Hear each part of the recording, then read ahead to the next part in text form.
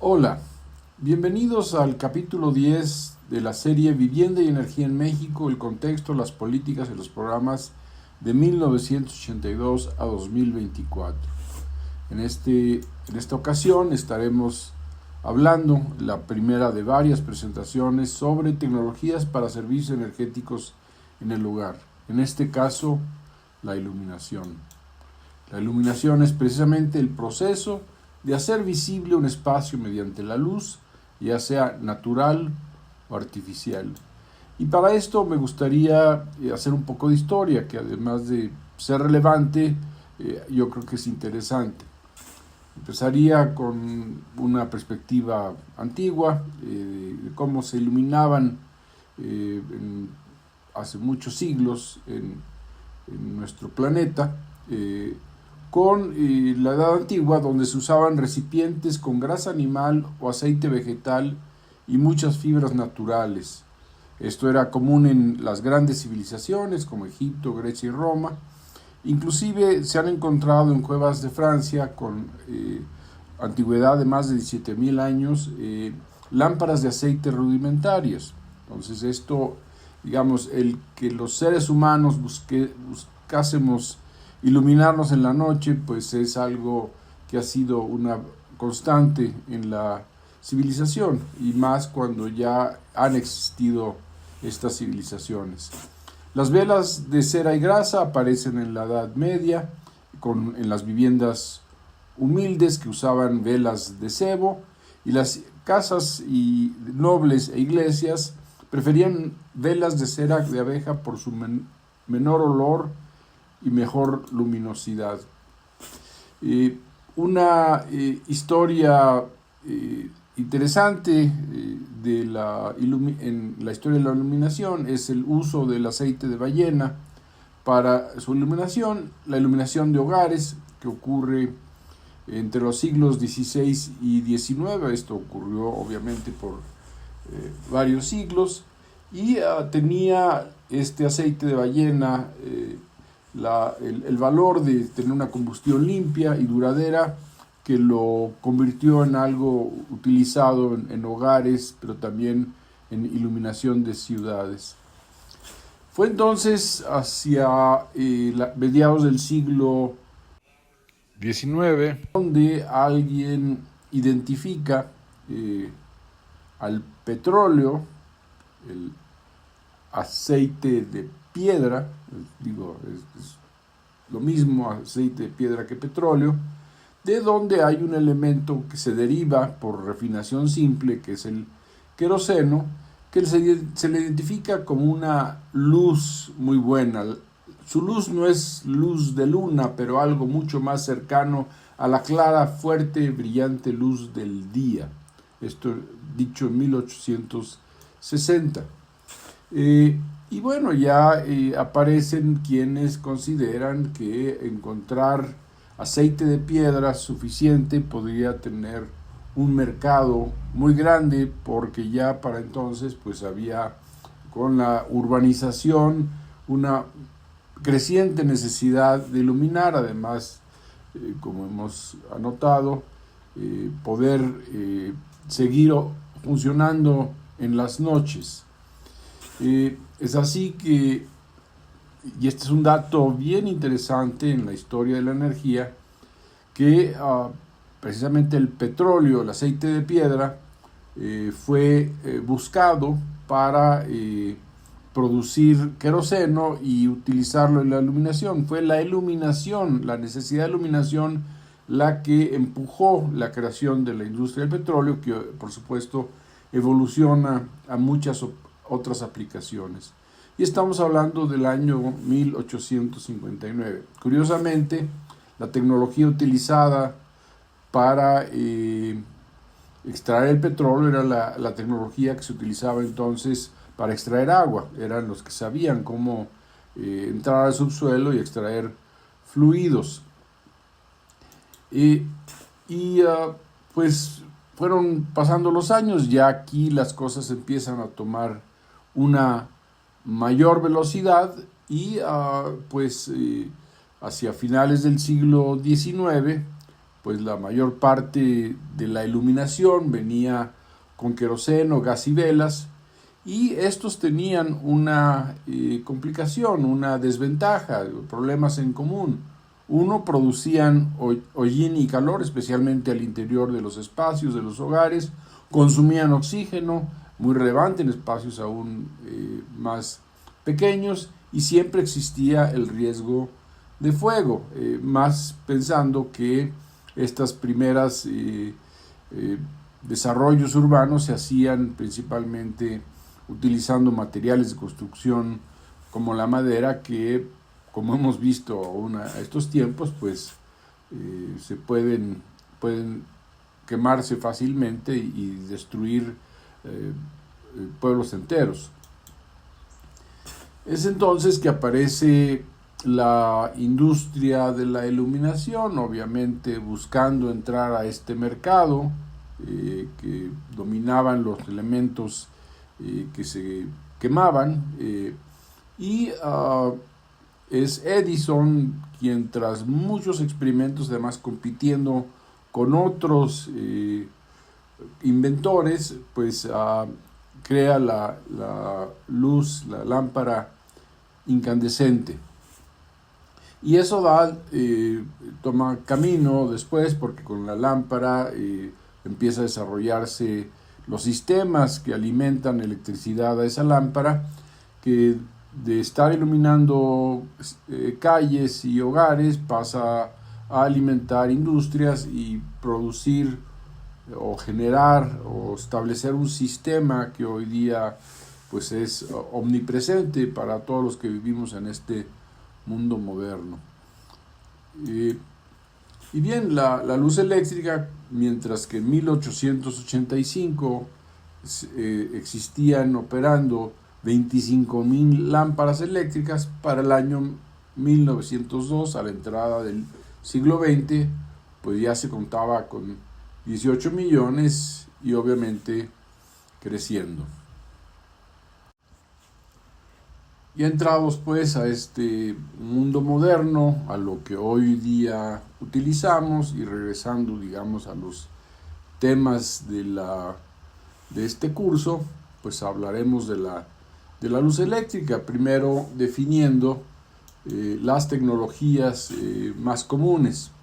Y empezamos precisamente con lo que inventó Edison, la lámpara incandescente, que técnicamente funciona con una corriente que pasa a través de un filamento particular de tuxteno. Eso es de las cosas que fueron descubiertas para hacer posible la luz eléctrica. Se calienta a altísima temperatura, 2500 grados centígrados, da lugar a la incandescencia, donde el filamento empieza a emitir luz, y esto ocurre en un bulbo, en un recipiente cerrado de vidrio, que aísla, digamos, este filamento del oxígeno y evita que se queme. Hay que anotar que en esta lámpara se obtiene luz, pero 90% de la electricidad que llega a esa lámpara se convierte en calor. Hay quienes han dicho que la lámpara incandescente es un buen calentador que tiene como su producto la luz. La lámpara fluorescente, que funciona de una manera distinta, aquí la electricidad no fluye por un filamento, fluye por un gas que tiene que volverse conductor a partir de un alto voltaje para arrancarlo, para hacer que el mercurio que está al interior de la lámpara en forma de gas funcione como conductor. Y la lámpara genera ese proceso de flujo de electricidad, genera radiación ultravioleta, que es convertida a radiación visible con el uso de fósforo en las en las superficies de la lámpara y permite tener luz y no tener radiación ultravioleta, que es sumamente peligrosa. Estas lámparas son más eficientes que las lámparas incandescentes, pueden llegar a ser 6 veces más eficientes, porque precisamente al fluir en un gas y no en un filamento, en una pieza sólida, pues permite mejor el flujo de energía, y además pues tienen menor desgaste. Fue hasta la década de los 70, empujados por la crisis petrolera de los 70 y las oportunidades que eso abrió para dispositivos que ahorran energía, pues se despertó el interés de fabricantes de tener lámparas que pudiesen sustituir en el hogar a las lámparas incandescentes. Es entonces que se busca que la lámpara pueda ser conectada a cualquier lugar donde se conectan las lámparas incandescentes con el mismo elemento enroscable, y toma varios años antes de que estos equipos puedan empezar a tomar un lugar en el mercado.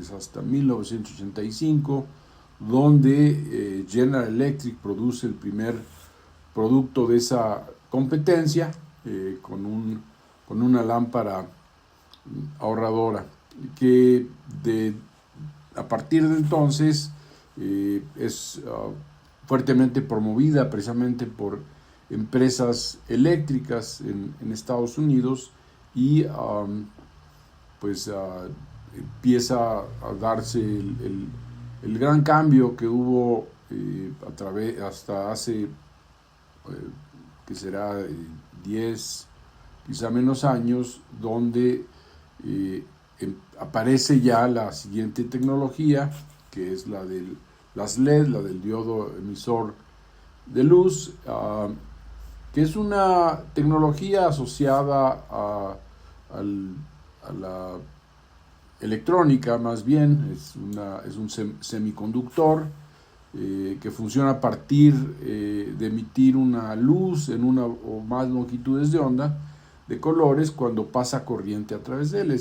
Una LED es un diodo donde cuando fluye hacia un lado la corriente se prende, cuando fluye hacia el otro no funciona, pero que permite tener luz de una manera mucho más eficiente que las dos tecnologías previas, la incandescente y la de fluorescente compacta. Uno de los retos para esta tecnología ha sido precisamente el tener luz blanca, que se comercializa a partir de 1996. Como podemos ver aquí, pues esta forma de iluminación eléctrica pues no tarda mucho después de la aparición de las fluorescentes compactas para entrar al mercado, obviamente con un precio mayor que pues al ir evolucionando y al ir siendo aceptado pues ha ido bajando de precio.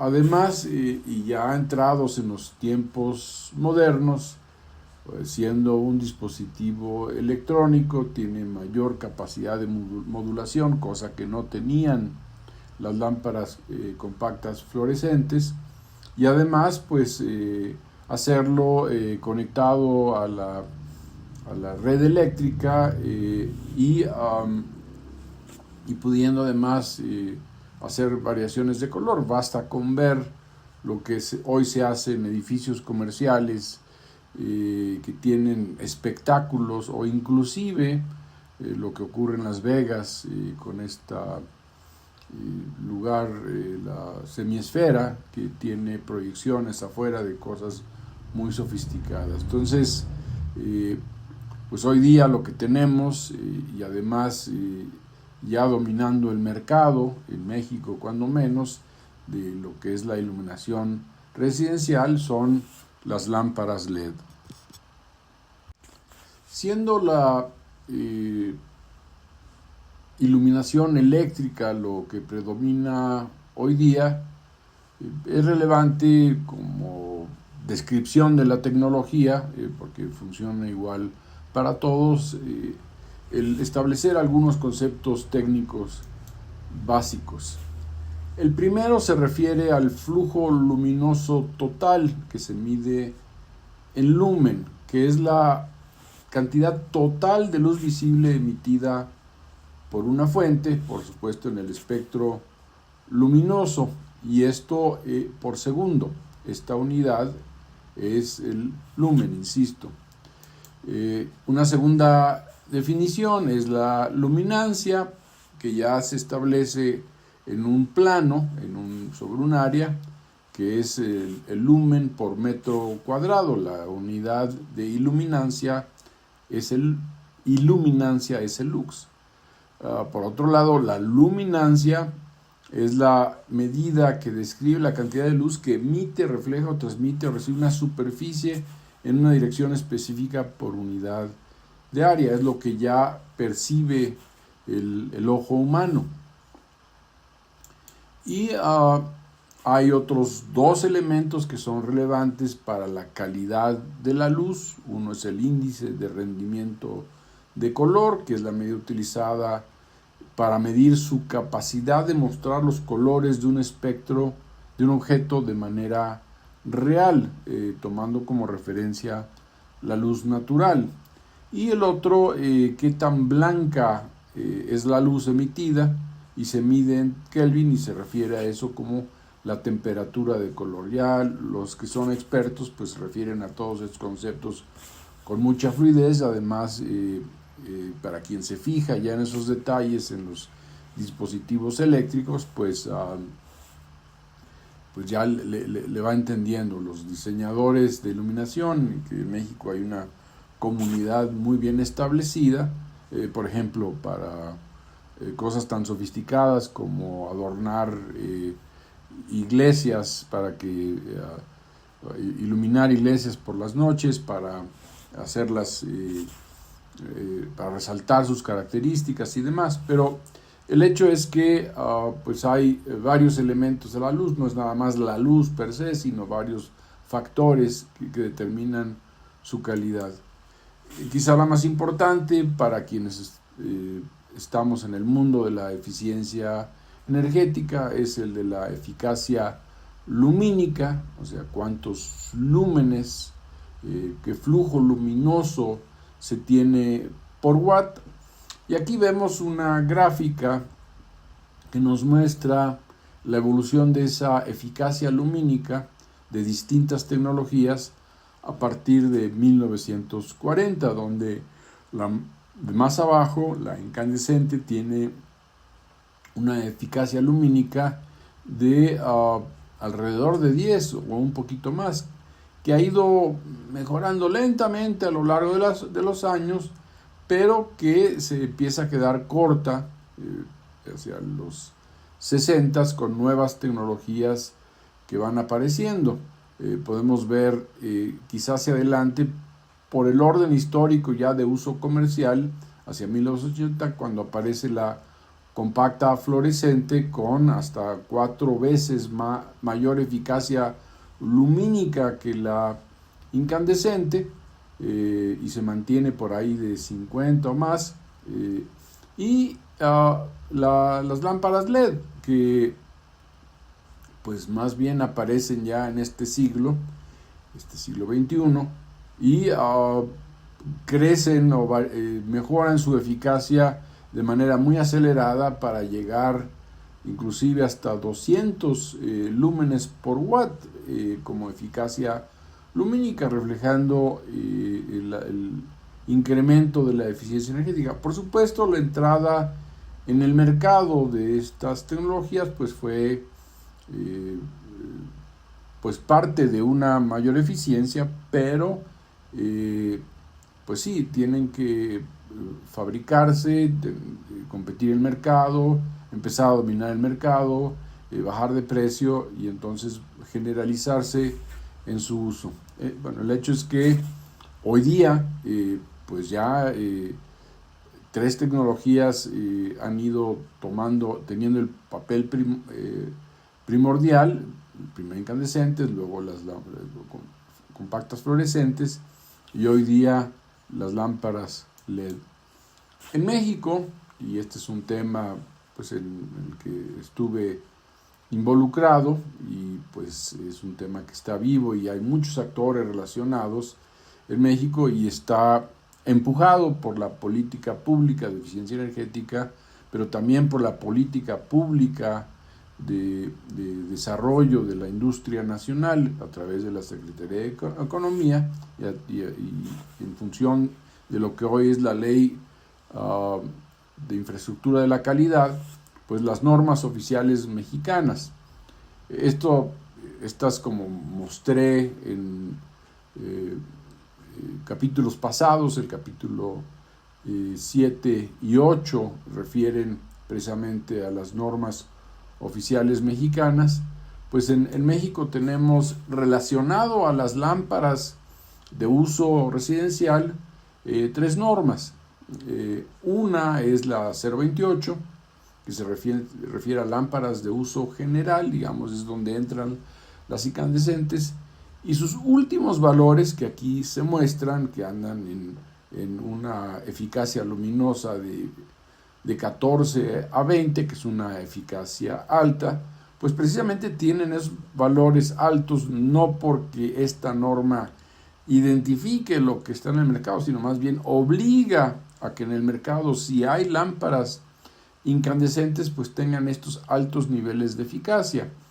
Esta norma fue precisamente lo que se definió en política pública para sacar del mercado las lámparas incandescentes. Teniendo estas eficacias luminosas altas, pues las que no lo tienen, pues no pueden entrar al mercado mexicano. Digamos, otra vez, más que reflejar lo que la eficacia de lámparas incandescentes, lo que hace es hacer que las lámparas incandescentes tradicionales pues ya no se puedan vender en México. Otra norma es la que se refiere a lámparas fluorescentes compactas. Podemos ver aquí con valores de eficacia de hasta 60 lúmenes por watt de eficacia lumínica.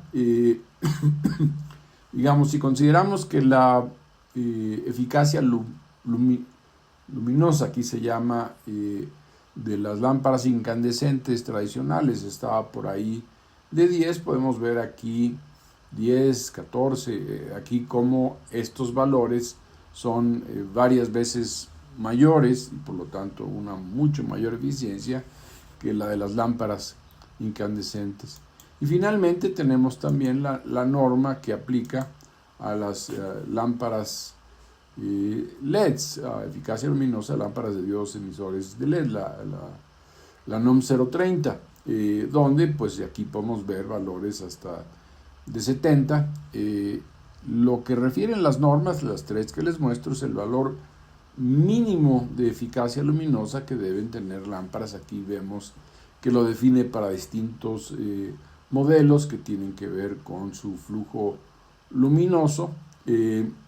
Y como veíamos en la gráfica anterior, estas eficacias luminosas pues llegan a valores superiores a 100, lo que ya digamos está en el mercado, pero digamos para lo que utilizan los hogares, que son productos que se fabrican en serie, pues tenemos estos valores como los que definen las normas. Reitero que existen 2 capítulos en esta serie donde se habla de las normas oficiales mexicanas, cómo se originan, cómo se desarrollan, qué impacto han tenido, y los invito a que los vean. Están disponibles en mi canal en YouTube. Otro elemento donde también me tocó otro aspecto, otra otra línea de trabajo en esto de la eficiencia energética y de entender cómo se consume la energía en los hogares, fue un esfuerzo conjunto que hicimos en la CONUE, apoyados por la Secretaría de Energía, con INEGI, donde pues apoyamos básicamente en el desarrollo de las preguntas de esta encuesta nacional sobre consumo de energéticos en viviendas particulares. Como refiere en su introducción, hacia 2017, que es cuando se hacen las pruebas primeras de esta encuesta, en México no existían antecedentes de una encuesta específica que cubra las necesidades amplias de información sobre el consumo de energía en el sector residencial. Sí existían, y esto lo utilicé en el capítulo 9 para hablar de la evolución del consumo de energía y de las viviendas de 1980 a 2024, datos de, digamos, de uso de tecnología, o sea, saber cuántos refrigeradores hay instalados en México, pero no al nivel de detalle que permitió esta encuesta. Aquí quiero señalar como actores relevantes dentro de la CONUE a Ignacio Navarrete, que estaba en cargo del área de, digamos, de planeación de la CONUE. También quiero reconocer a alguien que ha estado trabajando en este tema, estaba trabajando desde el tiempo de antes, la maestra Judith Navarro, que hoy día está en la CONUE, que ayudó a revisar los instrumentos de evaluación. Por supuesto, esto tuvo que ver también con el trabajo del equipo del maestro Navarrete en relación a entender bien el uso final de energía, y esto asociado a los trabajos que la CONUE, bajo su supervisión, bueno, bajo su dirección, a mí me tocó supervisarlo, se llevaron a cabo para el trabajo con la Comisión Económica para América Latina, en un documento que referiré al final. Entonces, es algo que me da orgullo recordarlo y reconocerlo, y que pues nos da una visión que ahora ya se empieza a ser un poco vieja, porque es de hacia 2018, de cómo se utiliza la energía en los hogares, qué tanto equipamiento hay, a qué hora se utilizan los equipos, cómo deciden las personas, los mexicanos, cómo comprar equipos, qué tanto les importa la eficiencia energética. En este caso, pues referiré a lo que se refiere nada más a iluminación, y pues resaltar los principales resultados. Uno primero, y esto es una imagen, es una foto en el año de 2018.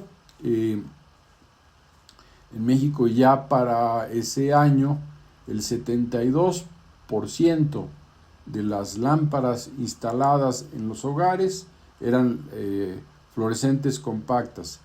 Pero si le añadimos las lámparas LED, pues resulta que solo el 16% de las viviendas a nivel nacional pues seguían utilizando lámparas incandescentes. Resalta aquí la diferencia entre rural y urbano, donde el uso de las incandescentes es el doble en el sentido del porcentaje de viviendas en rural respecto a urbano. Un 30% de las viviendas rurales todavía tienen lámparas incandescentes, que refleja algo en el sentido de la pobreza energética, este aspecto de que pues los pobres disponen o la gente de menores ingresos disponen de servicios energéticos utilizando equipos menos eficientes. Es evidente que si se si llegan a tener equipos de mayor eficiencia, pues pueden ampliar el nivel de sus servicios energéticos. Esto será tema en otros capítulos de esta serie. La encuesta pregunta sobre dónde están las lámparas en los hogares, y obviamente el lugar de mayor importancia son las recámaras, donde las lámparas fluorescentes pues dominan esos espacios, y valores muy similares ya en los otros espacios donde se requiere iluminación, sala, comedor, baños, cocina, cochera o calle y otra área, pues tienen esa predominancia ya de las lámparas ahorradoras. Habría que ver, ojalá pronto se replique esta encuesta, de cómo las lámparas LED pues ya tienen mucho mayor peso que las lámparas fluorescentes compactas, pero eso está por verse, digamos. Detalle importante, por ejemplo, y esto lo anoto por la enorme discusión que hubo alrededor del horario de verano, y de que si la gente por tener oscuridad por más tiempo durante la mañana prendía o apagaba la luz, y lo que prendía en las mañanas era igual a lo que prendía en las noches, y entonces no se ahorraba energía. Según la encuesta, según la ENCEBI, por la mañana más de la mitad de la población acostumbra encender las lámparas aproximadamente a las 6 de la mañana, que en muchos sentidos, con o sin horario de verano, está oscuro. Entonces, digamos, el horario de verano, el no tener horario de verano no evita que la gente prenda la luz por las mañanas. Y en la noche, pues sí, llegan a las 11 de la noche. El horario de verano recortaba, digamos, el número de horas cuando sí es necesario tener la luz prendida, 1 hora menos. Esa era la lógica que lo hacía posible que esta medida tuviese ahorro de energía, pero también, como vemos, y aquí lo comento, el cambio tecnológico de tener lámparas incandescentes a lámparas ahorradoras, pues significó que la cantidad de energía que se ahorraba fue disminuyendo. De una lámpara incandescente, que era lo que predominaba en 1996, cuando se arranca el horario de verano, pues era dominante la lámpara incandescente, pero hoy día ya son lámparas ahorradoras y que consumen una cuarta parte que las otras. Entonces, aquí hay una historia paralela interesante que a través de esta encuesta nos muestra muchas cosas. También el tiempo promedio de uso de focos en las viviendas, precisamente la que mayor uso tiene es lo que es la luz de la calle, precisamente porque están prendidas varias horas durante la noche. Los baños se utilizan menos, precisamente porque la gente entra y sale. El patio también está iluminado por más horas. En las recámaras pues tiene un promedio de los pues no necesariamente el más alto, es más en la sala, comedor y la cocina, que tienen valores similares de horas uso de acuerdo a esta encuesta.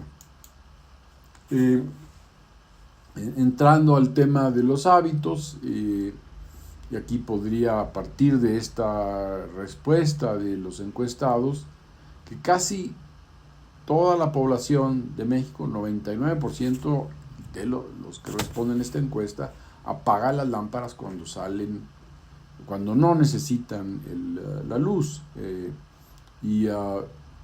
Quizá la respuesta se da porque la gente no, al ser entrevistada, prefería mostrarse como muy responsable, y no necesariamente esa es la realidad, pero el hecho es que esto es el resultado que nos da la encuesta. También aquí quizá contrasta con la cuestión de las horas que dejan encendidas las luces, por ejemplo, en la cochera o en la calle, que es de los que más horas tiene prendido. Pues resulta que, de acuerdo a la encuesta, pues 64% no deja luces encendidas en la noche. Y bueno, es un porcentaje alto. La mayor parte, el 4 de cada 5, lo hace además por seguridad.